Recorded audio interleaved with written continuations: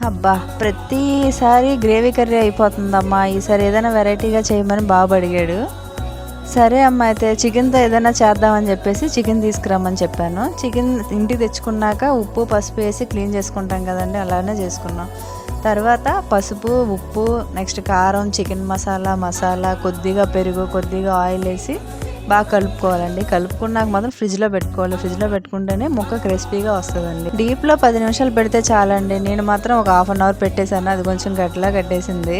ముక్కలా తీసి ఆపుదామంటే అది ముద్దలా వచ్చిందండి ఫ్రై చేసేటప్పుడు. కాకపోతే సిమ్లో పెట్టేసి ఉంచేస్తే అదే మొత్తం విడిపోతుంది, ఏ ప్రాబ్లం ఉండదు.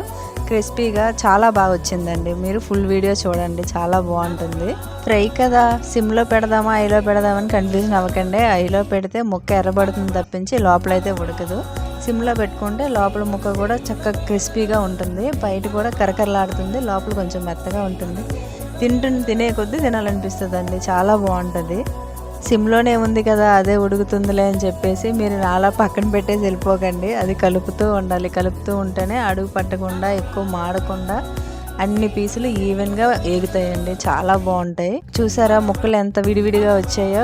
అది కొద్దిగా ఇలా దగ్గరికి అయిపోయిన తర్వాత కొంచెం గోల్డెన్ బ్రౌన్ వచ్చిన తర్వాత ఉంచుకుంటే సరిపోతుందండి. మేమైతే ఇలా తింటాము. కొందరైతే ఇంకొంచెం ఎక్కువసేపు వేపుకుంటారు. ఇంక మొత్తం కలర్ వచ్చేటట్టు, చికెన్ పకోడీ వచ్చేటట్లు చూస్తారు. వీడియో ఎలాగనిపించిందో కామెంట్ చేయండి. Like, share, subscribe. Thank you.